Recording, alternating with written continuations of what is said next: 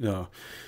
So last night after the kids were asleep, or after Maddie, God damn it, after my daughter was asleep, there we go. Yay. The kids are playing, or the cats are playing in my office, and I'm like, what the hell are they doing? And I hear something crash, and I was like, and it's in like the kind of hallway where my daughter's room is. And I go over there, and the cats are both looking at me like, "Oh, dear father, I don't know what could be happening. Oh, I'm ever such a good boy. Please, there was some loud noise, and I was so scared, Papa." And like staring at me like that, and I'm looking around, and I had my hands on my hips, and I was like, I'm very disappointed in you boys. And they both kind of looked at me all sheepish, and then one of them went to his food bowl, and I kind of looked at him, and he went, and I kind of like side-eyed him. He went, meow. I was like, that's right. Now actually. How about that? Anyway, yeah. So yeah, it was. Yeah. I think they know on occasion. They just like every once in a while they slip up and they're like, oh fuck, I admitted that I knew what he was saying. Yeah. Damn. Oh no. Like they're like, Willie knows. Willie just doesn't. Willie hears you. Willie just care. Doesn't care. Yeah. There's a lot of that goes on. You know, I had it's been a couple days for Kat. You know, she's in hibernation mode, which is excellent. Like much recommended. You know, the 6-hour naps and things of this nature. I mostly just spend this time of year being really jealous of her because I get up and she's like, yeah, that's a great idea, and then just like gets into the bed after I've left, and I'm like, yeah, I feel that. But her bitch ass came in with a mouse at 6 a.m. The other day, which was once again spicy. And like, the thing with her and mice is that if we aren't here, she just kills them. And then you get an elaborate display when she comes in the door where she throws the mouse corpse in the air repeatedly in what she believes to be a tantalizing / celebratory fashion. But if you're here, she's like, it's high time you guys learned to kill vermin. And I've never seen you kill a mouse or a rat. And that's why I have to keep bringing them in live and releasing them at 6 a.m. And... And it's like this whole fucking, she does this particular meow, which I've heard in the past, like when we had mother cats with their kittens, like when they would like go get a toy and they go like this, they go, whoa, like that. And it's like, this is the come hither children and you shall learn noise. And so when we hear it, we're just like, God, you know, like bolt upright in bed. Yeah. And it's like this complex thing where I kind of then usually grab the rubbish bin in the bedroom and tip everything out of it. And then try to use it to trap the mouse in order to get it out. But in this instance, the mouse just got away from her and got under the couch. So we just left the door open a crack. And we're like, this is all we can do. You know, and these... the poor rats and mice are always like, I didn't want to be here. I don't want to be in this house. This has nothing to do with me. And Cabbage is always like... Like, I love how gleefully sadistic they are about prey, and like how like if they kill something, they're gonna fucking dress that thing up like the Yellow King in True Detective season 1. Like you're gonna come in, there's gonna be fucking antler displays around this like poor mouse that, you know, never stood a chance about it. It's just like, and you're just like, that's fucking great, thank you. And then like the cat comes up to you and it's so sweet, and you're like, man, you really are a fucking sadist. They are. I love you, but you're a fucking sadist. Like, I'm just very glad I'm larger than her, you know? Oh, yeah. But it, like, she does... I get annoyed with the whole bringing the mice in. It's like she can kill as many mice and rats as she wants outside. This is London, you know? They're... whatever. Yeah. And she killed enough pigeons that there is now, like, lore about our block of flats among the pigeons where you don't come down here. So like the pigeons have learned that there's a tiger and they don't come around here. And it's like, so that's been a huge benefit to our block of flats because apparently before we moved in, it was just like pigeons shagging in people's window boxes and stuff like that, and it wasn't ideal. So, you know, we've really cleaned the joint up, which is excellent. But, you know, some of us are trying to fucking sleep. You know, like some of us don't get to sleep all day. Some of us don't get to sleep from 8 until 2 o'clock in the cupboard over the door where we were placed because we screamed at our owner for 5 minutes. So, you know, I was trying to sleep. Not, and this is crucial, catch a very large mouse. So, I mean, like, good luck and God bless to that mouse. I think it's outside now. Yeah. So, yeah. So I had a question, and like people always talk about like, you know, you go back and you give like a medieval peasant food or something like that, and it would kill. And we've talked about it a few times, but here's the thing that I do wonder about. What if you just went back and you just had like, you just took like some music, like just modern music. It doesn't have to be the greatest song in history. It doesn't have to be anything, but like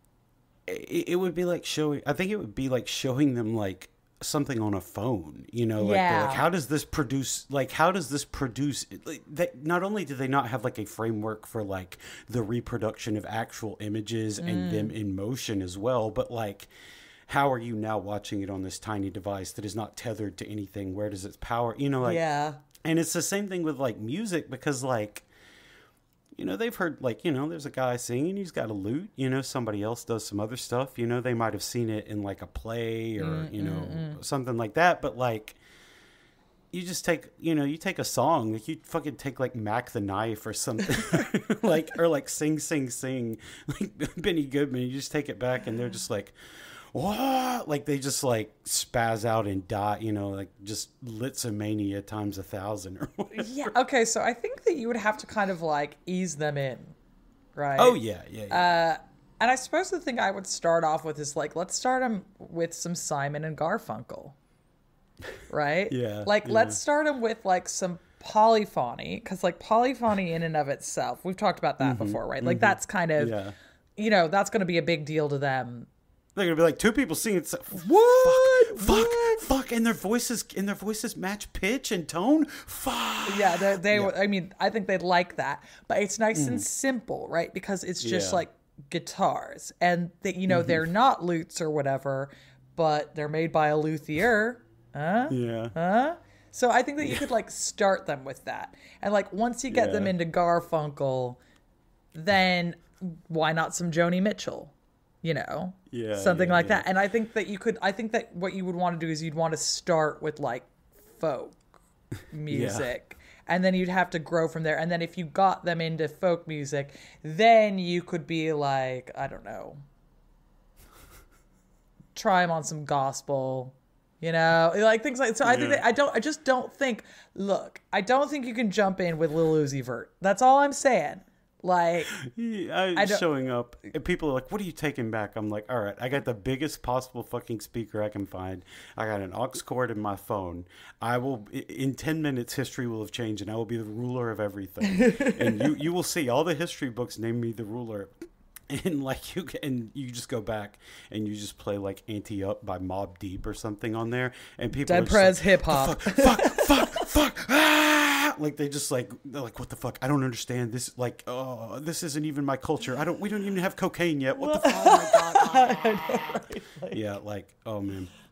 Oh yeah, I was just thinking about that earlier. Like, just songs you could go back, like just going back with Fetty Wap Trap Cream. Yeah, well, you could go back with like anything. Like, go back with like System of a Down, and they're like, like any like industrial music, anything that's like just the loudest shit you've loudest shit you've ever, and they're just like, what the fuck? Oh my god, I don't even. Yeah. I was just thinking about that earlier because I guess it depends on like what, like turning over dumb shit. What are your designs? Like, are you attempting to conquer or, you know? Like that's a great question. And what would music sound like if we started off earlier with all of these things? Yeah. I just like, you know, you get Litzomania, and I know like that gets blown out of proportion in the retelling, but at the same time, This is a real thing. It's real. Like, they did it. Yeah. And, like, we've all seen videos of how people acted about Elvis in the 50s. No shade against Elvis. You know, great musician, great entertainer, but, like, a performer, too. But, like, you know, he's swaying his hips. Like, to us now, it's like, okay, man, I do that every, you know, like, okay, cool. Here I am doing it. You know, it's like, but, like, he's doing that, and these kids in the 50s are like, oh, my God, this is like a sexual, they're having, like, a sexual awakening to this. And you're like, well, you know, I guess, you know, it's all circumstance. Yes. You can know what? If there's one thing that I've learned from studying history, it's that you can have a sexual awakening to almost anything. So, yeah. True. That is true. Yep. All right. Okay. Let's speaking of something. No, that was going to be a bad segue. All right. Let's talk about medieval women. For the ladies. 3, 2, 1.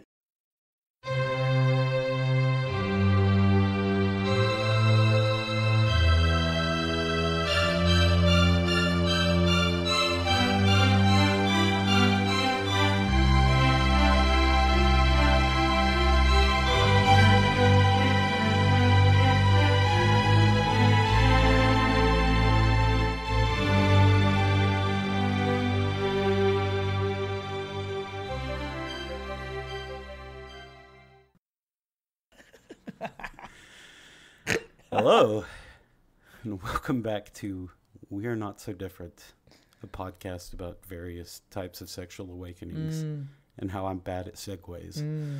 My name is Luke Waters, amateurish historian, etc., etc. And I've got with me Dr. Eleanor Yanega, who is, you know, anything but that, etc., etc. Yep, today we are going to talk about ladies. You know, it's another ladies' night on the podcast. Free well drinks, ladies. Yep, free well drinks for the ladies on this podcast right now. In my own damn kitchen. That's correct. Yep. Yes. Yes. If you are in my kitchen while this is being recorded on January 23rd, then yes, you are welcome to any alcohol in the house. All right. Before we get to the ladies, we got a question or a couple questions. First one from Matthew 64, and I think we've answered this question recently, but I honestly couldn't remember because I think I was talking about it on Twitter with someone too. I don't remember. Anyway, Matthew says, in Quebec, we still have a remnant of the manorial/feudal system of Europe in the form of the seigneurial system.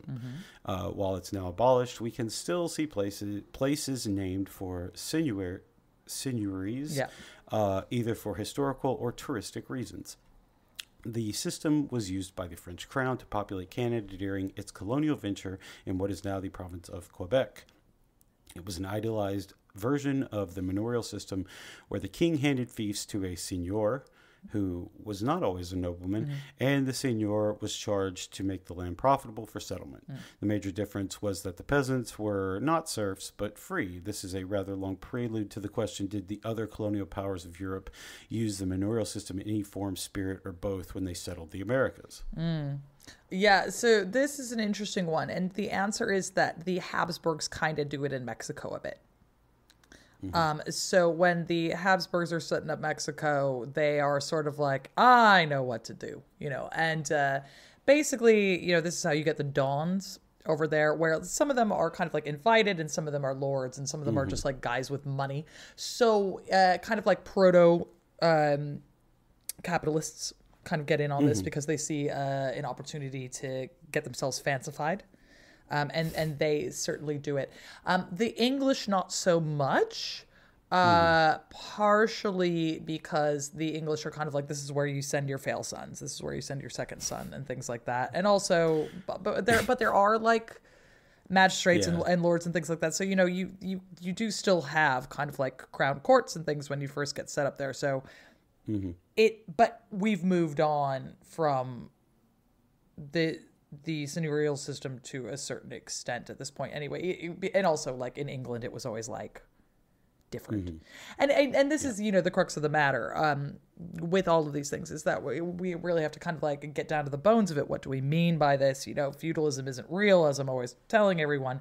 So you know, when you're like, oh yeah, so what the French crown has instituted an idealized version of the manorial system. It's like, well, yeah, because it's not real. So, so they of course it's going to be idealized. And this is kind of where we get a lot of our ideas about what manorialism is from these kind of early modern/modern interventions, where it makes more sense and it is a lot more streamlined and it is clean, right? As opposed to kind of like the medieval system, which is just a mess. Girl, it's a mess. Yeah. So, it's a great question, Matthew. And the answer is kind of yeah, but then also like things don't go well for the Habsburgs, do they? But this also kind of tells you a little bit of something, because at the time the French crown and the Habsburgs are at such odds with each other that they're but while still kind of cribbing each other's notes, right? So. It's quite funny that they'd be doing it, and the English are just like, I don't know, we're a basket case, as per usual, right? And the Dutch, because the Dutch are from such a tiny place, it just doesn't. That's not how they set things up, is it? So yeah. Also, the Dutch lands had only been drained like 100 years before. It's not enough time to get. They barely have a king set up. How are they gonna manorial anything? They're just a bunch of merchants. That's all. So.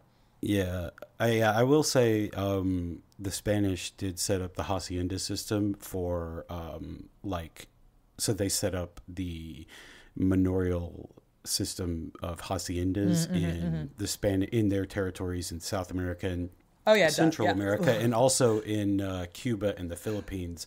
But that's more about how the land was worked than like the direct manorial relationship between the king or the emperor down to the lord, and then it's down to the peasant, et cetera, et cetera.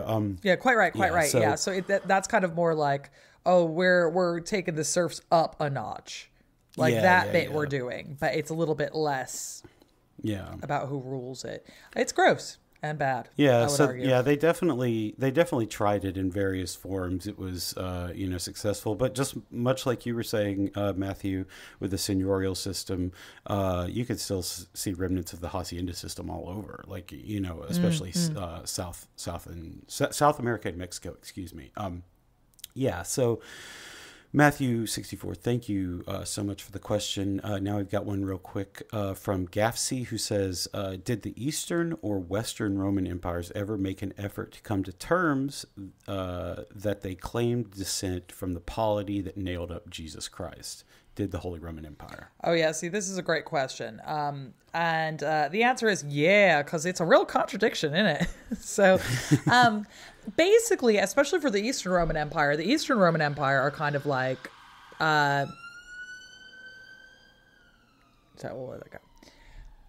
So especially for the Eastern Roman Empire have a really great claim here, which is they're like, yeah, we're the Eastern Roman Empire.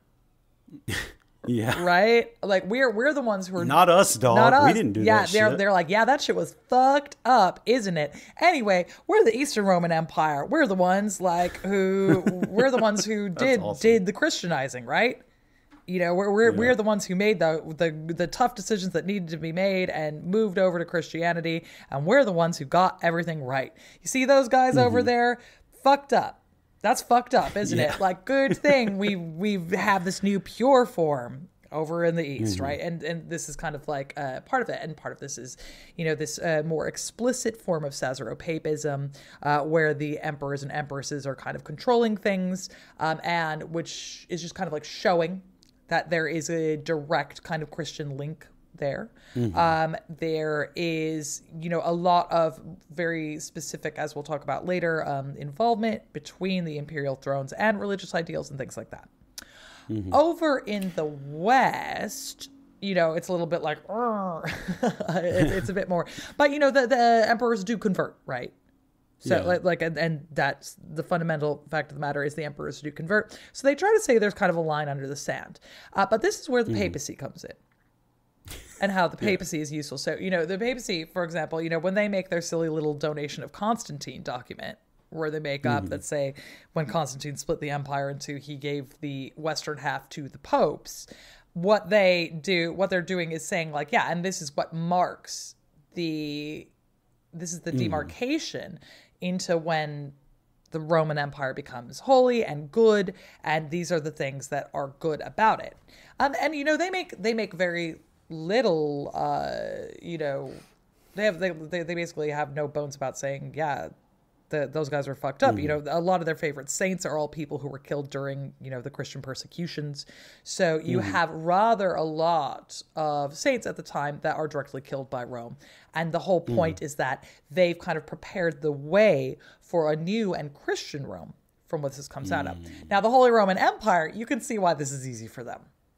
Yeah. Right? Well, they're like, yeah, we're the Holy Roman Empire.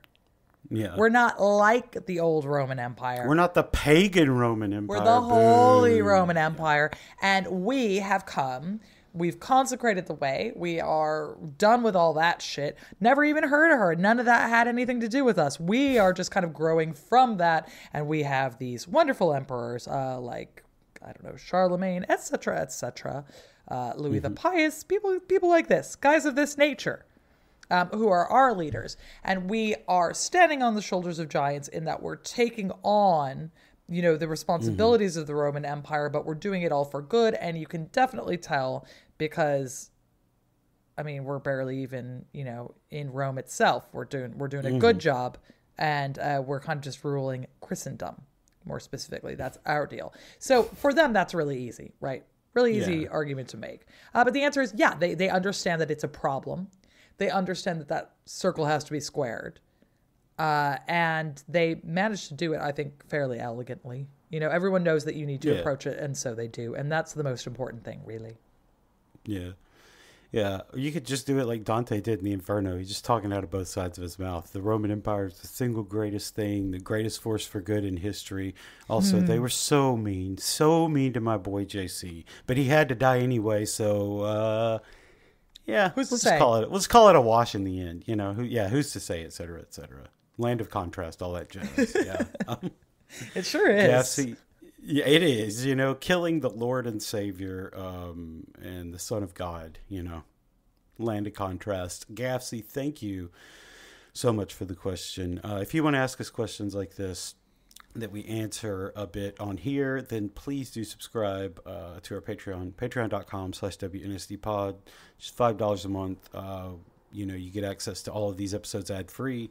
More than 50 bonus episodes, including the one we did last week, which was a little current events thing, and the one we've got coming up on Friday, which is the third in our series on Andor. Yeah, so that'll be fun. Check it out and support the show. It'll help us and it'll be fun. So on to the main show. So for the past 2 episodes, we've been discussing proto-nationalism in the Middle Ages, and we will continue this mini-series with some interviews with historians soon, but it's hard to coordinate schedules sometimes, so we're left with a bit of a lull. That's okay, though, because we're just going to take a short break from the topic, do some other stuff, and then return when we can. Thankfully, we have some series that we do occasionally and can revisit from time to time for just such a predicament. And so today, it's another Ladies' Night episode where we talk about famous medieval women, like the episodes we did for the Virgin Mary and Mary Magdalene, and Hildegard of Bingen and Eleanor of Aquitaine. You remember how this goes. We take some time to discuss the famous and influential women who were able to make a name for themselves despite living in such a patriarchal society. For today's entry, we're going back, way back to the early Middle Ages, and we've got a bit of Mediterranean flair too as we discuss the Byzantine Empress Theodora and the Lombardian Queen Theodelinda. And yeah, of the two, Theodora is more well known, as students of Byzantine and Roman history will have come across her story thanks to the likes of the medieval historian slash gossip monger Procopius and early modern historian slash Rome weeb Edward Gibbon.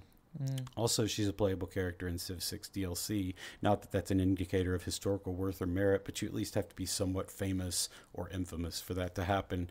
Anyway, yeah, Theodora rose from humble origins to become empress, helping her husband Justinian I rule Constantinople, and even stepped in to take charge during a coup attempt. But more than that, she was said to have helped many poor people, especially young women, and is now venerated as a saint by the Eastern Orthodox Church.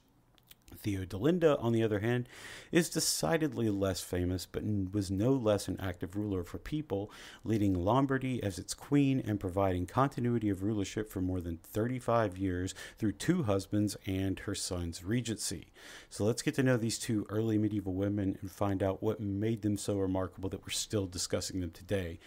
We'll start with Empress Theodora, who was born around 490 and died in about 548 of the Common Era. So before we discuss her, Eleanor, let's talk a little bit about the records we have of her, mostly from Procopius, and why Procopius has to be taken with a grain of salt, even if he does get the broad outline correct. Yeah, okay. Usually. So, Procopius, your man here, first of all, so Procopius was a member of Belisarius's field staff, and Belisarius was one of Justinian's marshals. And we know a lot about Belisarius basically because Procopius was writing about him and bigging him up. And he wrote 3 kind of various portrayals of her. The first is in the Wars of Justinian. And it's basically like, oh, what a courageous woman. She helps save Justinian when he's like when there are attempts made on throne. Later on, you also have the secret history. Thing about the secret history is it was indeed a secret. And basically, he's writing a burn book during the entire reign, and he's like, I hate Justinian, I hate Theodora, and also I hate my patron. And he's like, Justinian is like a total idiot and completely corrupt. Theodora is, of course, too damn slutty. And also talks. What? I hate that. And then after that, but this is supposed to be secret and it kind of like leaks eventually. After that, he writes The Buildings of Justinian. And it basically is like all about all of the pious works of Justinian and Theodora. Isn't she hot? Aren't they good? Things of this nature. So, at that point, Theodora is dead. And we think probably Justinian had paid for that because he was a real wife guy. Now, there are other people who wrote about Theodora. Specifically, there's John of Ephesius. And he kind of like writes about her in the Lives of the Eastern Saints. Okay. And we also have Theophanes the Confessor, who has some kind of writes about some kind of the family dealings of Theodora that Procopius doesn't talk about. Then there are like Michael the Syrian writes about her. Like there are kind of like little bits and pieces.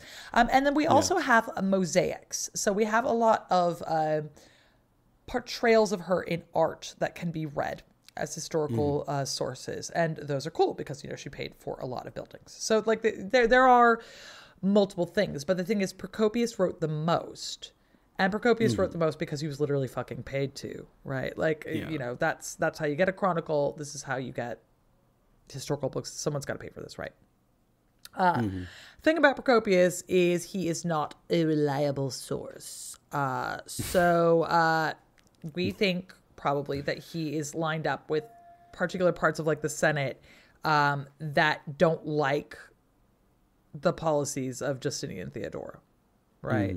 And so basically, like in the secret history, he's like, this poor senators are being strangled by the taxes that they have to pay.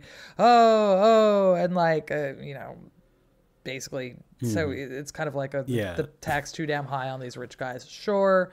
Like basically at one point he's like the plague was better than Justinian's rule.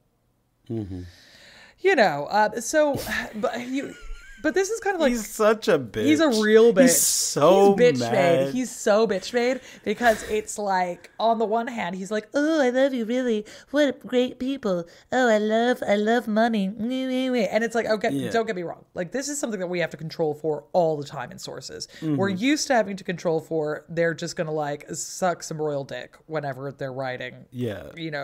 Any form of chronicle or whatever.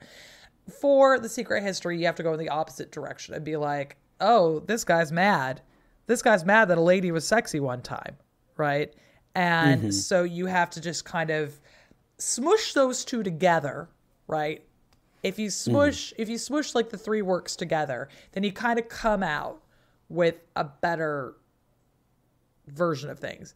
And like specifically the issue here is that Procopius seems to just be mad that ladies were talking. He's, you know, an old school misogynist. And so, you know, you've got to just deal with that, right? You have to, and you have to do that all the time when you're working on women in the past. You have to deal with the fact that men are mad about it, right?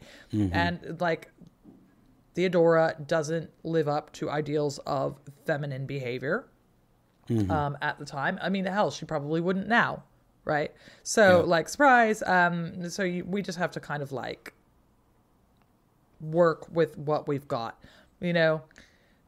Think about Procopius as like a Fox News reporter, and you're kind of getting somewhere near the truth, right? You're getting a vague version of it. So let's talk Theodora herself. So like, what of her early life before becoming empress? And I guess one of the most famous things said about her is that she was a sex worker for, you know, most of her life. So, you know, what does history say about that? Or not most of her life, but her early life. What does history say about that? And I mean, I guess I don't think it really matters, but, you know, does it from a historical perspective? Yeah, so like from a historical perspective, the reason why people think she was a sex worker is she was absolutely an actress and performer. Right, yeah. And the thing about being an actor in this time period and, you know, throughout the Middle Ages is that is pretty much synonymous with doing sex work. And of course, Procopius is a real bitch about this. Procopius says that she does an act about called Leda and the Swan, which is kind of like bringing up the rape of Zeus as a swan of Leda. Yeah. And she's like, she puts like seeds on her junk and has the swan peck it off or whatever. And it's like, I don't know, maybe she did, maybe she didn't. I doubt it. Right. Like, well, actually, no, I don't even necessarily doubt it. I don't care, homie. Yeah. Look, all I need is, you know, I need to see it. Like, I just, you know, if it happened, I think it, it would be helpful for art. No, I'm just kidding. It's just like there's like who gives a shit? Except it's funny that like they were like, oh yeah, instead of just doing like random porn, they were like, nope, we got to go back to the classics, baby. Where like you fire up Pornhub or OnlyFans, and you're like, and somebody's reenacting, I don't know, I guess Oedipus now, but sorry. Yeah, so no, like 100%. And fundamentally we know she's a performer of some, she comes from a performing family. So her dad was called Acacius, and he was a bear trainer who was attached to the Greens. So we've talked about this before. I think we've talked about the Nika Riots before. Yeah. I think. Yeah. And so basically there's 4 major factions. The Greens, the Blues, the Whites, and the Reds. The Greens and Blues being the largest. And her dad works for the Green faction, and so does her mother. Right. So her mom is a dancer and an actress. Her dad is a bear trainer. She's got a couple of sisters, and they're all kind of in the troupe, right? And so basically they would remain kind of attached to the Green faction, but they had to kind of like go and be like, yo, can you help us out? Because her dad dies. Right. So anyway, the kinds of things that, she did, it's kind of neither here nor there, because fundamentally being an actress is sexy. Right. So even if whether or not she's doing the latest show, it kind of doesn't really matter, because there's a kind of implied sexuality around being an actress. There's an implied ideal that you probably are doing some stripping or whatever, and you're probably also, making money off of having sex with people. We can't say for certain. We just can't. But the important thing that matters for us is that it's going to be read this way. And so it's not hard for Procopius to be like, oh yeah, Leda and the Swan, blah, blah, blah. Things like this. And, unfortunately, because Edward Gibbon is gross. He was just like, yeah, whatever. He's so mean. He's real gross about her. I found this quote from Gibbon about her, I guess about her early life. Her venal charms were abandoned to a promiscuous crowd of citizens and strangers of every rank and of every position. The fortunate lover who had been promised a night of enjoyment was often driven from her bed by a stronger or more wealthy favorite. And when she passed through the streets, her presence was avoided by all who wished to escape either scandal or the temptation. Sir, please take your other hand off your dick while you are writing. Like, it's so wild because at the one hand, he's like, oh my God, she was so hot. Oh God. And that was bad. Yeah, Procopius's account is just porn. Yeah. Like, if you read it, like, it's just like, oh, yeah, she was, like, two guys, like, and you're just like, okay, okay, man, yeah. Sure, okay, bro. Right? And it's like, it's real. I believe you, just okay, sure. Whatever, dude. Like, I just think you need to calm down right now. But neither Gibbon nor Procopius can calm down. This is the trouble. So, I mean, okay, so we've established she definitely... she's at the very least, you can kind of think of her as like akin to a stripper or something. But, you know, to quote the important philosopher Wyclef Jean, just because she dances go-go, that don't make her a hoe. No. Not there's anything wrong with being a sex worker, is my point. But you see how people are kind of like getting on with it, right? Eventually, though, like, whatever, you know, like she gets on to being a concubine for this guy called Hecbolus, or Hesiabolus, I don't know, who's like a Syrian official. And he's the governor of Libya, which, well done, girl. That's pretty nice. Eventually, though, like that breaks up for one reason or another. She settles in Alexandria. And we think that's where she kind of has her little road to Damascus moment. And more specifically, she becomes what we call a Miaphysite, which we'll get to later. But this would make sense because the patriarch of Alexandria, Timothy III, that was his business, right? So it would just kind of track if she was there, but we're kind of putting this together, right? From there, she eventually goes to Antioch. In Antioch, she hooks up with a guy from the Blue faction. And he is kind of like working as an informer for Justinian. And we think that he and Justinian exchanged letters. That's what Procopius says. So basically she comes back to Constantinople with this guy and Justinian meets her and it's like, oh, wooga. It's just, you know, like, you know, the big eyes coming out of the head, his heart's pounding through his chest in a perfect heart shape. His tongue comes out like a little set of steps, things of this nature, right? Trouble is, because she was an actress, she is not allowed to marry Justinian because people are, you know, real dicks about sex workers, basically. And like the Empress consort Euphemia, who's just still kind of kicking around. She was just Justin's consort. Is like, oh, I don't think you should marry the sexy lady. She's too sexy. So anyway, they hang out and wait for her to die. So she dies and basically like a new law gets passed by Justin. It was like, yeah, you can like whatever, dude. You're the emperor. Have at it. Have a nice time, right? So Justinian immediately marries Theodora, and so we know that this happens, right? By this time, she's got a daughter from another father, who Justinian like hooks up with a good marriage of. You know, and then they just kind of like settle in. So it's like that's basically how she moves in good circles. Like she's not just sexy, right? Like she is international incident level sexy. She is like you know, she's gonna make her way in the world type of hot, right? Like she's not just some lady. So she's like Cleopatra, like levels of hot. Yeah. Like, you know, this is some Helen of Troy shit. Renowned beauty throughout the ages, where even like people who didn't like her, enemies were like, God, she was so fucking hot. It was Procopius is just, I'm so mad while I'm beating gritted. it. Man. Yeah, basically. Yeah. Yeah. Yeah.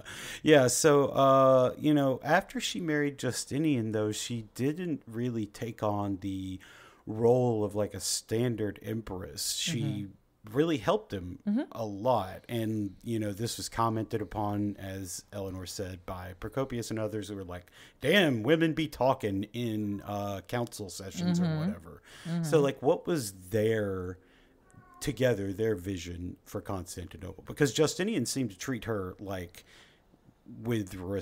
God, yeah, that we know he seemed to treat her with the utmost respect and value her counsel. So like, what was their vision for Constantinople? Yeah, so they are really very much trying to establish Constantinople as a kind of the jewel of Rome, right? As the glittering religious center for Christendom. And this is kind of one of the reasons why I picked both the ladies this week, because if we're talking about Christian nationalism, they get involved in some pretty chill Christian nationalism. So they are really involved in church building. That's like one of the really big things that happens throughout this particular era. They build aqueducts. They do all these things. So what they're really doing is they're establishing that Constantinople is kind of the place to be. Now, aqueducts, this is kind of a no-brainer. Constantinople doesn't have very good fresh water. It's like one of its only failures in terms of a city. So they've got to kind of like bring that in, right? And she is kind of like hyper aware of, I guess, soft power. This is the thing to say. So, they're really controlling a part of the world that is still Roman, right? And they are saying that this is kind of what it means to be Roman, and this is the new way of doing it. Part of that is also that for her, she goes really hard on her miaphysitism. Okay, so put on your thinking about Christianity hats, everybody. Yes. So it comes from like the Greek there, the mia physight. It's about the idea that Jesus, when he's incarnated, is fully divine and fully human in one nature. So the nature of Jesus is such that he is fully divine and human at the same time, and he's Jesus, right? So, which, you might be like, okay, yeah, huh? But there is also, this is different from what is the Chalcedonian position at the time. And that is that Jesus is a person, but he has two natures. He's got a divine nature and he's got a human nature. And so that's diophysitism, right? So the difference here is that basically the miaphysites are like, no, that's the same thing. When Jesus does it, it's one thing. And the diophysites are like, no, he's more than one thing, right? Like that's, and this is a real issue. And like it basically, it was kind of got ruled on eventually, like in like 2014, which is quite funny. Which it kind of like it turns into monophysite eventually, which isn't quite the same thing. It's not quite the same meaning. But there is a difference here, because basically the pushback against it from the diophysites is, it's like, well, then you're saying that Jesus isn't like other humans, right? If he's both fully divine and fully human at the same time, that's not like other humans. That's something else entirely. That's Jesus is his own separate thing. It's his own separate guy. But if you're duophysite, then, yeah, I'm fully divine, but also, but I'm fully human. And these two things are kind of sitting side by side in the same person, which makes him more human somehow. And the miaphysites are like, I feel like, homie, you're overcomplicating this position. And, he's not like other humans. I mean, he is like other humans, but in this way that is special and different because of who he is. And so anyway, she spends a lot of time talking to Justinian about this, to the point that even after her death, this is like, he kind of like pushes for this to be at least accepted, right? And so, and this is funny because like basically Justinian is a Chalcedonian, so I don't know, they must have just like talked about it. It's like a lot of the time. And she's like, this is great. It's the best thing. And Justin's like, all right, cool. He never, honey, he never converted. are you founding some monasteries about that? That's nice for you. You have fun, right? Like, are you doing something that's technically heretical? That's sweet, dear. I'm happy for you. Get you a man who is happy for your interest, even when you're doing heresy. Yeah, right. Exactly. Justinian I, if there's one thing we could say about him, is that he wanted women to have hobbies. He did. He really did. God forbid. Yeah. That a woman should be a heretic as a hobby. Oh, it's so bad. So that brings us to the Nika riots. So how did Theodora save her husband's ass? Yeah, basically? She really did. So basically, the surprise, blues and the greens. They had a minor riot. Some people were killed as a result of that because they were like, oh, you are definitely doing murder. But then some of the felons escape because the scaffold collapsed when they were supposed to be hanging. And man, what a fucking dog and pony. I mean, Keystone Cop's ass. Come on. Yeah. And so the ensuing riot, because everyone was like, don't you kill the chariot racers. That's all we live for, or whatever. The ensuing riot basically burns down half of Constantinople. The rioters proclaim a new emperor, who is Hypatia, who was the nephew of Anastasius the First. The mob is out of control, and basically Justinian is like, well, I guess we're fleeing. And Theodora was like, bitch, no. She's like, nope, I got here. My claws are too sunk in, not leaving, not happening. And just basically she's like, if you can go ahead and run off yourself. Like Procopius says that she gives a little speech where she interrupts all the men and is like, by the way, you're bitches. And so like the speech being, if you wish to save yourself, my lord, there is no difficulty. We are rich. Over there is the sea, and yonder are the ships. Yet reflect for a moment whether, when you have escaped to a place of security, you would not gladly exchange such safety for death. As for me, I agree with the adage that royal purple is the noblest shroud. So she's like, I am dying an empress, bitch.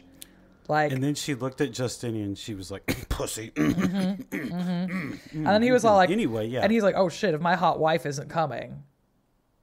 Yeah, like, what's the point of being alive? If A, my hot wife gets killed, and B, she's mad at me, and C, I'm just alive without my hot wife. No, I can't do that. So basically, eventually the troops attack the demonstrators. Somewhere around 30,000 people are killed. Hey ho. Yeah. Depends. So and they take control again, and then they are involved in like they basically have to rebuild the city completely, which is how you get your Hagia Sophia. And things of this nature, right? They eventually retaliate against some of the senators who were like, oh hell yeah, they kill a number of senators, throw their bodies in the sea, tax other senators that they didn't kill really heavily in order to pay for everything. Things of this nature. I like that Procopius is like, oh, and by the way, this utter bitch Theodora had Justinian execute Hypatia, even though Hypatia was basically like suborned into it by the mob or whatever, and that's presented as a bad thing, but that's just good OPSEC. I don't know what to tell you. I'm really sorry. She knew that if the guy was out there, there could be more riots to promote him. Completely. The idea that you would actually let someone get away with that. Oh, the crowd got him into it. Yeah, okay, bitch, then run. Insane. Insane thing. If you don't want it, I don't know. And Justinian was just going to let him still live there. It wasn't even going to be exiled. It's like, okay, man, I guess. Good for you rebuilding the city or whatever, but got to think a little harder about this one.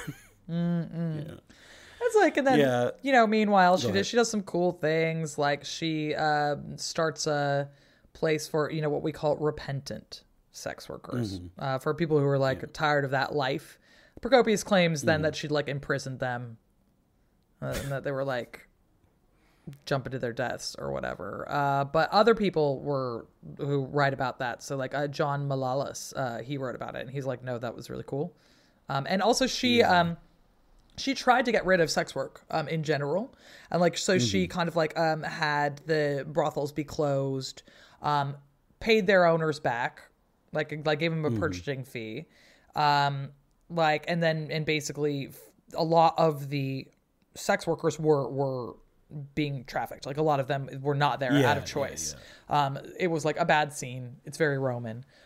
So like it's kind of like a quite literal liberation, and gave them money, and gave them all clothes. So, you know, who's to say? So yeah, like she did some cool things. This isn't to say that I think that sex work should be illegal. I think that forced sex work should be. Thank you. So like we're Team Theodora on this one. And yeah. Even Procopius is going to be a little bitch about it. He's so anyway. He's such a baby. Yeah. Like it. The stuff I've read, like it just seems like she was like, they were enslaved basically, they a lot of these people have been forced into it. A lot of them were like forcibly enslaved as a result of battle and things like that. Or if your family was just super poor, they'd be sold off. Stuff like that. So and it's not just women. A lot of the records state that also a lot of young men as well. So a lot of twinks. So it's kind of cool, right? Like she helped a lot of people, apparently helped the poor out a lot, did stuff like that, which is I guess if like her being a sex worker has any like historical value as like an actual historical thing, the fact that like she seemed to really want to pay it forward, or like make sure people didn't have to fall into the same life that she might have assumed that she did, that is an example of somebody at least trying to make it right. That's absolutely. And it's like a really great example of queenship or empressship in this case, where one of the things that you really have the power to do as a queen is charity work. And she did a fuck ton of it. So, I think that it's cool that she doesn't forget her humble beginnings and that she was like down to help. It's nice, Yeah. She did a lot of not a lot of convents. She did some convents, set up a lot of charitable and other organizations. And then after her death, she was made a saint by both the Eastern Orthodox Church and the Oriental Orthodox Church. The Oriental Orthodox Church being like the main thing that's still left around of Miaphysitism. It's she's a saint now in those churches, and that's cool. There's she's a very interesting person, and the fact that like not only was she allowed to, but was encouraged by her husband, who is considered like one of, if not the best Byzantine emperor. That's that's really cool. She did a lot, and that's really awesome. Yeah, it's incredibly good. And if you want to read more about her, a really fun book on it that I enjoy is Stella. It's Stella Duffy's Theodora, actress, Empress whore, which is cool. Yeah. So nice. Yeah. And then we've got Queen Theodelinda, who was born in 570, died in 627 CE. And I just got to say this because the only thing I could think of the entire time yesterday while I was doing this was calling her Theodelinda est. Yeah, I know, right? Yeah. Theo must be destroyed. Yeah, sorry, that's a terrible joke. Anyway, but you're thinking it. No, I was. Everybody's the entire day it. Yesterday, I was like, I have to find a way to get this stupid joke into the show. Anyway, thanks, everyone. Yeah. So before we get into Theodelinda herself, can you please tell us who were the Lombards? What exactly was Lombardy? And, what was going on in Italy? Yeah. Okay. So this is a great question, right? And I picked Theodelinda here because she does a lot of Christian things. And also she's kind of like, she's born around 570. So a bit after Theodora dies, right? And to answer your question, rather the fuck a lot is going on, right? Okay, so the Lombards are a group of Germanic people who take over most of Italy, like around about the 6th century, and they control it up into the 8th century. I have a map that I'll post hopefully on Twitter and everything that shows you what lands they held in Italy. Which is a lot of it. A lot of it. Like not Rome, but if you are thinking about, like, if you picture a place in Italy in your mind, that was probably them, right?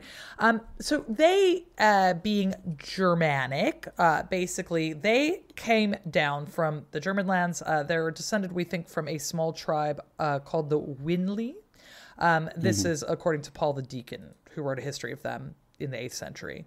But, like, people at the time were like, oh, yeah, they are, like, one of the Swabian peoples. So they're kind of, like, up from northern Germany. And they eventually move south during the Great Migrations. They kind of get into around, like, Slovakia. Like, they're on the Danube, like, around Austria, places like that. Some internal fighting and stuff like that, and they're kind of, like, held off. Now, in the meantime, Rome has, quote-unquote, fallen. You have then, as a result, various other people who are controlling Italy. More specifically, you have kind of like the Ostrogoths take over, right? So you have the Gothic Wars, and like the Byzantines were kind of holding Italy. Like this is one thing that Theodora was like really very specific about. She was like, no, we got to keep controlling Rome, the city, because it looks good. Like it looks good on paper, right? But then like, oops, she's dead, and suddenly it's like, oh hey, there's Ostrogoths all around in here. So, Oopsies. So basically, the Lombards are like, oh, this is looking good. This is looking like things are kind of softened up over there. And so they basically, by 569, they go down there and they take most of northern Italy. So basically everything that is north of the Po River, other than Pavia, which they eventually get. Okay. And then they kind of occupy a bunch of central and southern Italy, and this establishes the Lombard kingdom. Okay, so that's like North Italy and Central Italy. Eventually they control like an absolute ton of land, but not until kind of like the 8th century. And then eventually Charlemagne takes it, and it's like, whoopsie, haha, right? So the Lombards give the name to Lombardy, and like the kingdom of the Lombards. So Lombardy is up in northern Italy, more specifically. And it's still an area that, you can refer to it now. And eventually they make Pavia their capital.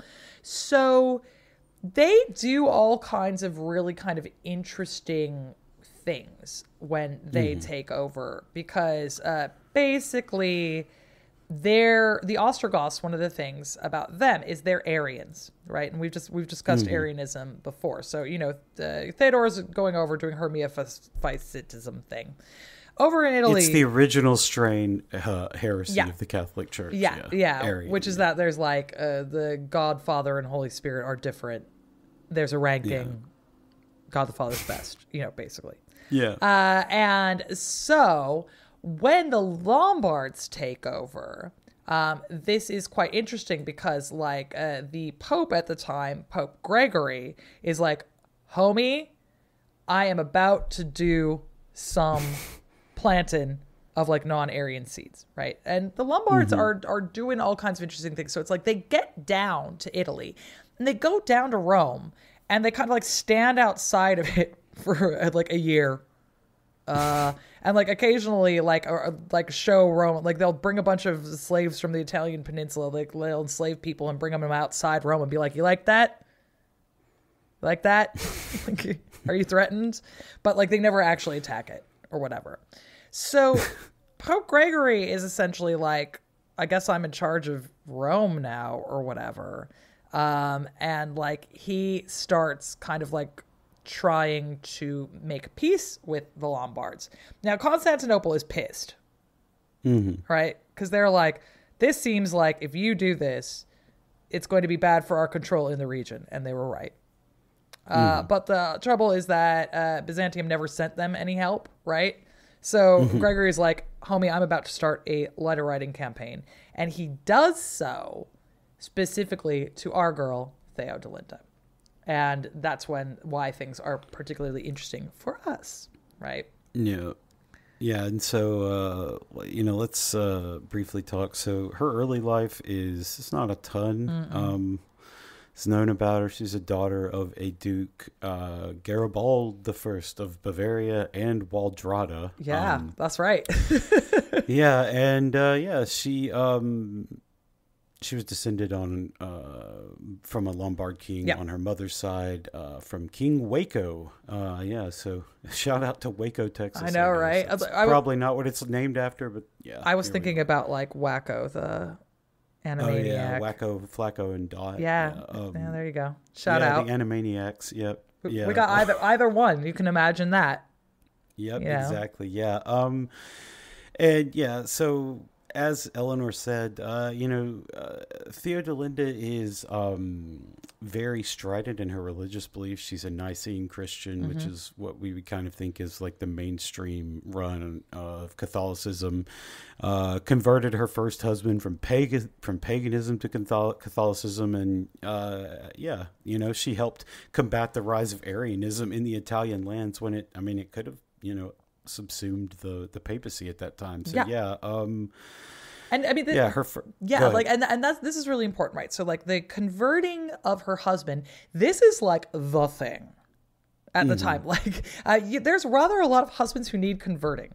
Okay. Yeah. Like, so basically, like Clovis needed converting, people like this. So it's really common that you will have a woman who's coming from a Christian family, but she's married off to some pagans. And then their major thing that they have to do at that point in time is get their husband over on the right side.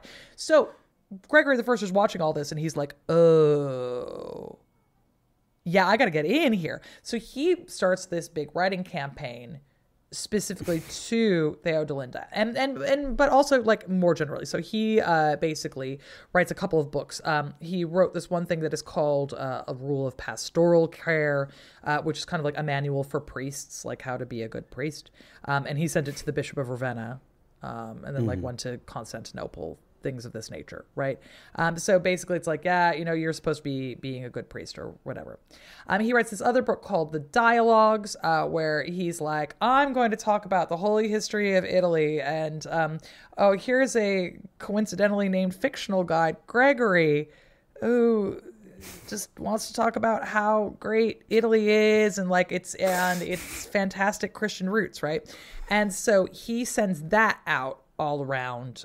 It gets translated into Greek. It very much kind of like moves around the Mediterranean basis, but he's very specifically also sends one to Theodelinda. Okay. And the thing about Theodelinda is she is down for this project, right? So she's a believer. And more importantly, she's a really fucking skilled politician, right? So she got this first marriage, as we say, to Athari, who she managed to like Christianize up and everything like that. But he died. So like they were married for like 2 years. He kicks it in 590. Yep. Rip.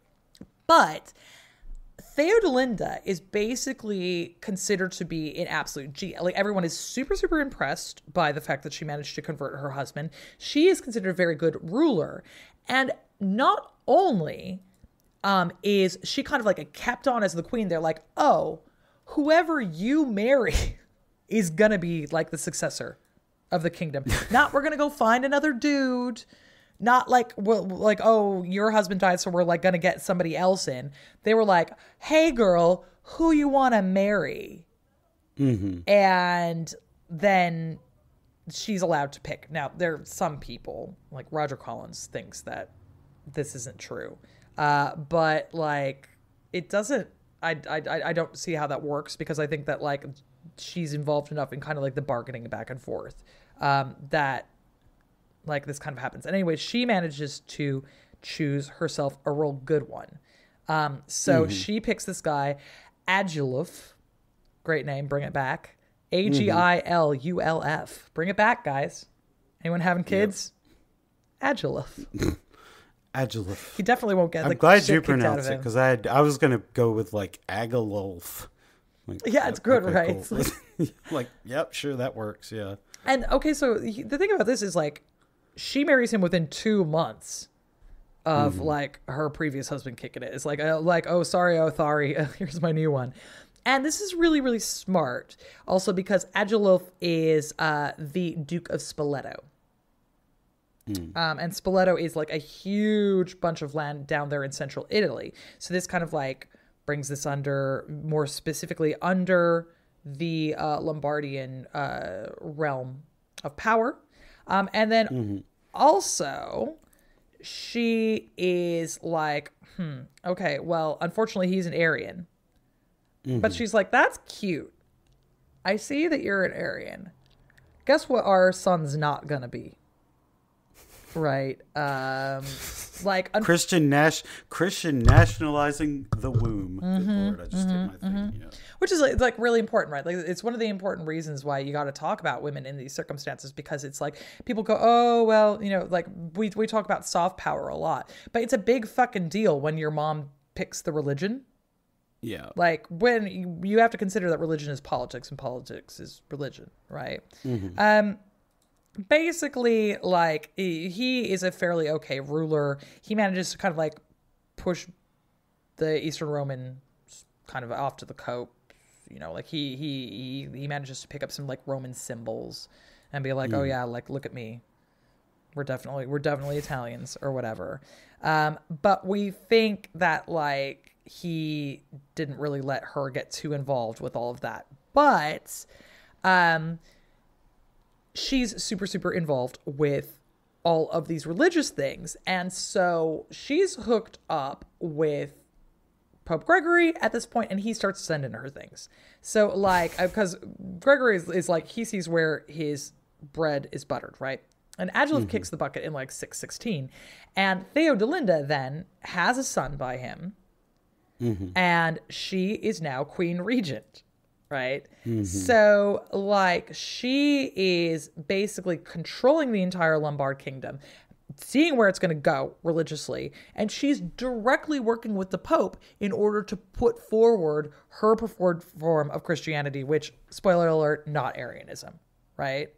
And it's funny because so she, much like Theodora before her, she builds all of these churches.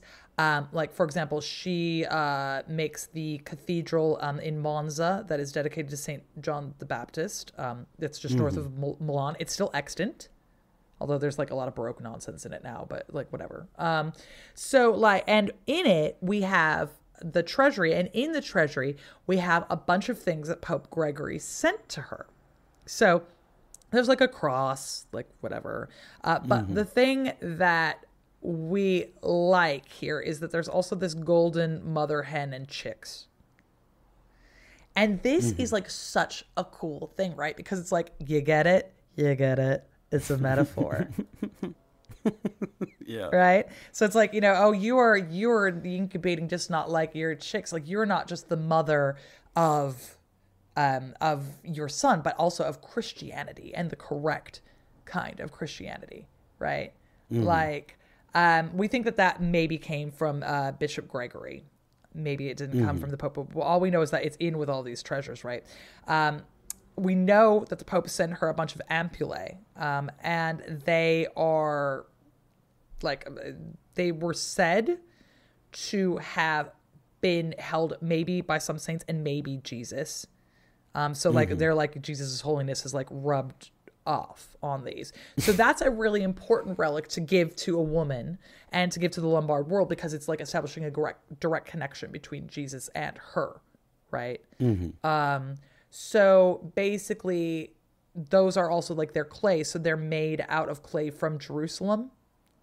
So this is like bang, like direct descendant, right? So they also kind of like see themselves and are very much trying to set themselves up as, Roman, and the people who have very specifically taken up the mantle over here in the West. If we're pushing Byzantium out, who's coming in, right?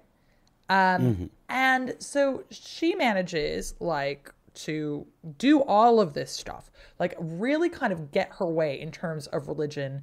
She is queen of the Lombards for 35 fucking years. And she rules for longer than you would think, very specifically because it turns out she got a fail son, like, but in a sad way. Like her son is basically, he's unwell mentally. Let's say that. So he can't really rule himself, so she keeps doing it. But she's this doting mom, kind of still like trots him out to all of the occasions, right? So, and she makes these really smart decisions too. So like when her son is put on the throne, instead of having the coronation in a church, which is normal, she takes him out to the Roman circus in Milan. And she's like, this is where we're fucking doing it, right? Like, hey, do you see this? My son is fucking Roman. You like that? You're like, hey, everybody get a load of this. Like, so they have a religious ceremony, but they have it in this very Roman place. So basically making a direct connection between her son and the conception of Romanness. And this is something that was on her. This is not normal. This is something that she insisted on, right? And we know she's a badass ruler because, hey, like they come along swimmingly, the Lombards, the entire time. And then basically when he gets sick, unfortunately there is a civil war, and then she basically dies. So she dies in 628. And basically the minute she snuffs it, it's like, bang, that's like they kill her son. They're just like, nope. Next. Wow. Right? So it's like she was the one thing keeping this fucking, ship like actually on course. So I think it's a really, really interesting story. And we don't know as much about her as we know about Theodora. But I think it's important to talk about women like Theodelinda, because this is kind of like the best possible thing that you could hope for a woman at this time. Like, we love the Empress Theodora because she's like a real rule breaker. We love her because she manages to do all these things which are just fucking unheard of. Like how the hell you be born an actress and become empress? How do you do that? Like that it's just like so mind-blowing, right? But Theodelinda is basically an advertisement of how to do it when you are just in more quote unquote ordinary circumstances. This is just a masterclass in soft power, in biding your time, in making your abilities known to people so that you can rule for 35 years. 35 years. Bonkers. Yeah, I think the thing, and like I was kind of like hung up on it a little, like the thing you said about Roger Collins doubting whether Theodelinda was able to choose her successor husband, and he was like, it was either, political bargaining, or she, had some strong men, come in there and make it known. But like both of those, like, why couldn't she do that? Yeah. Well, like, first of all, like, why couldn't she do that? Second of all, like all of this secondary, all of this evidence we have about her is that she, ruled and they liked her, and that like there weren't like constant attempts on her life or anything like that to try and get her to stop. And, she kind of kept the peace between these two sides for the most part. And like, so all of that evidence points to her being well loved, and like them just being like, yeah, choose whoever you want. But like, even if she didn't, like, being able to do political maneuverings to that point would still mean that you were an extremely adept, politically savvy operator at the time.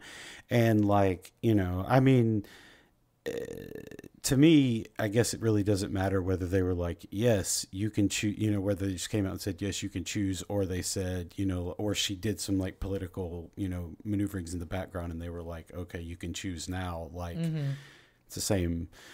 it's the same outcome. And either she's like beloved by all, which she seemed to have been beloved by a lot of people in Lombardy anyway, or she's an extremely politically savvy operator, which she appeared to be that anyway. Otherwise, so like, it's one of those things where I'm just like, I mean, yeah, maybe they. Yeah, I don't know. Like it seems like an insane hair to split to me. Yeah, personally. It seems really silly to me also because it's sort of like, oh well, I don't know, maybe men were negotiating this. It's like, yeah, maybe men were negotiating for her.